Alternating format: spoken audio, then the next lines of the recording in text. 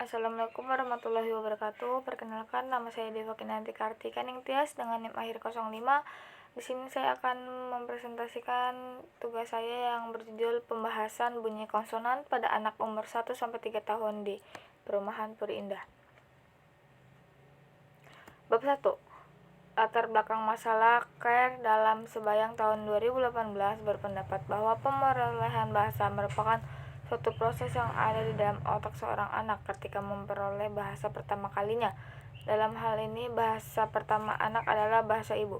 Pemerolehan bahasa dapat dikatakan suatu proses yang dilakukan oleh anak untuk mencapai kesuksesan dan penguasaan yang lancar terhadap bahasa ibu yang seringkali terbentuk dari lingkungan sekitar mereka.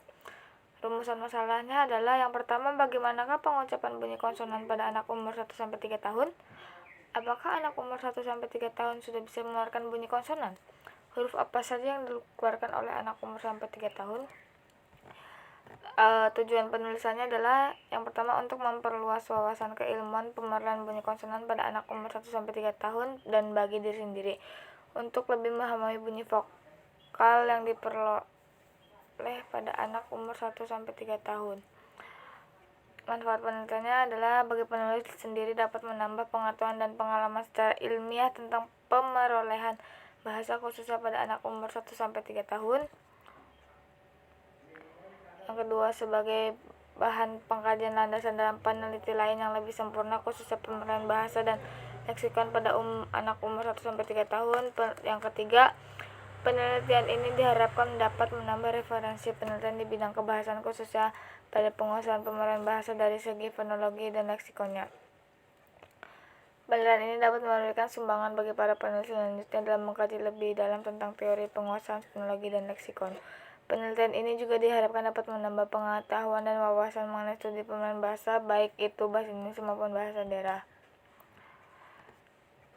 Ada D1 teoretis. Bunyi konsonan adalah bunyi bahasa yang diproduksi dengan cara setelah arus ujar keluar dari glotis lalu mendapatkan hambatan pada alat tertentu di dalam rongga mulut atau rongga hidung. Bunyi konsonan dapat diklasifikasikan berdasarkan yang pertama, tempat artikulasi, cara artikulasi, bergetara tidak suaranya, pita, dan struktur.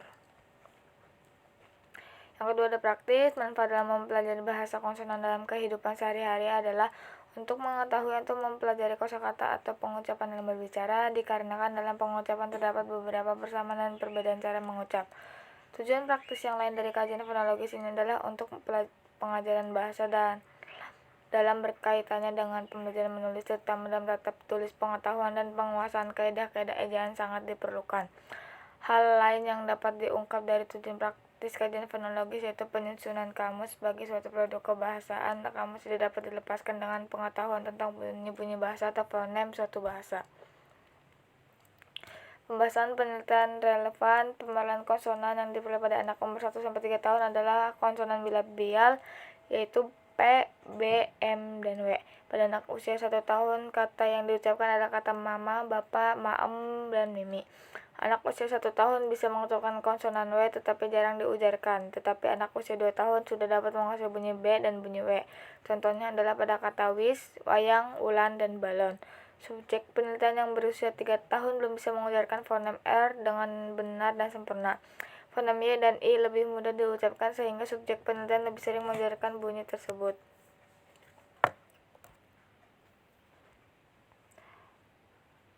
Yang kedua ada landasan teori. Fonologi adalah cabang ilmu bahasa atau linguistik yang mengkaji bunyi-bunyi bahasa.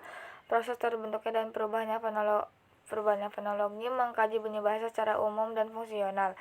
Pembentukan konsonan didasarkan pada 4 faktor, yakni daerah artikulasi, cara artikulasi, keadaan pita suara, dan jalan keluarnya udara.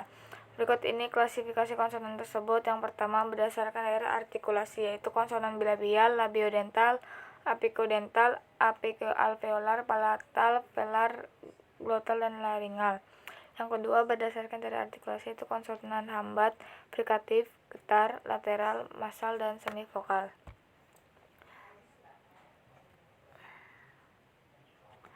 Yang ketiga adalah berdasarkan keadaan pita suara, yaitu konsonan bersuara dan tak bersuara. Yang keempat, berdasarkan jalan keluarnya udara, yaitu konsonan oral dan konsonan nasal. Yang yang selanjutnya ada pemilihan bunyi konsonan pada anak umur 1-3 tahun.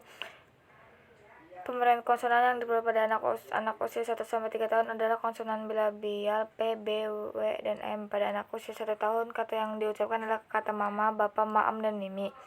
Anak usia 1 tahun bisa mengucapkan konsonan W tetapi jarang diujarkan, tetapi anak usia 2 tahun sudah dapat menguasai bunyi B dan W. Contohnya adalah pada kata bis, mayang,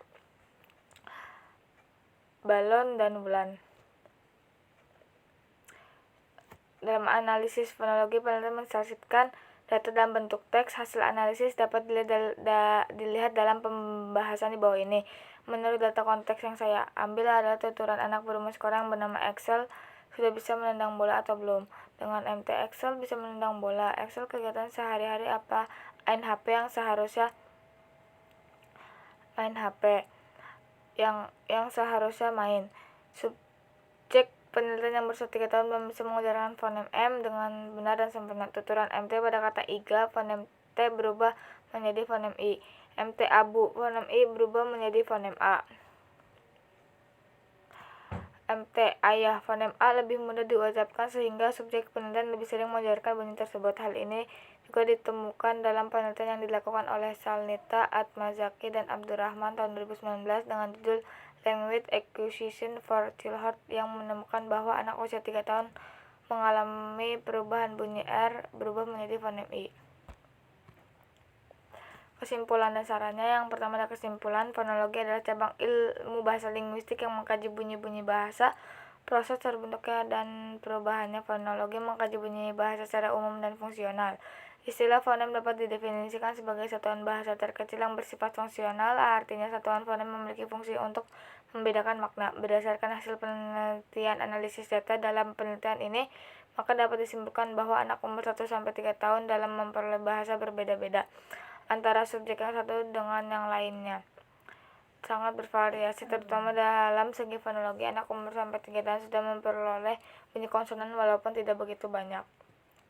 Sarannya, penelitian ini mengungkapkan perluan bunyi pada konsonan anak umur 1-3 tahun yang memiliki rentan usia antara 1-2 tahun yang dikaji melalui cabang ilmu fonologi dan leksikon. Oleh karena itu, penelitian bahasa yang berkaitan dengan fonologi dan leksikon ini tentu masih harus tetap ditingkatkan karena berdasarkan pembahasan dalam penelitian ini, penulis merasa masih banyak kekurangan sehingga bisa dimanfaatkan oleh pihak peneliti lain untuk melakukan penelitian selanjutnya terkait dengan pemerahan bunyi konsonan pada anak umur 1-3 tahun.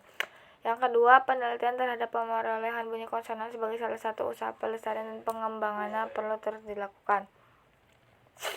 Yang ketiga, pemerahan bunyi konsonan pada anak umur 1-3 tahun dapat membentuk kita untuk dapat aktif mengajarkan anak dalam berbicara. Yang keempat, penelitian akan bermanfaat untuk melestarikan budaya-budaya yang terdapat di dalam kelompok masyarakat tertentu. Sekian presentasi dari saya, kurang lebihnya mohon maaf. Wassalamualaikum warahmatullahi wabarakatuh.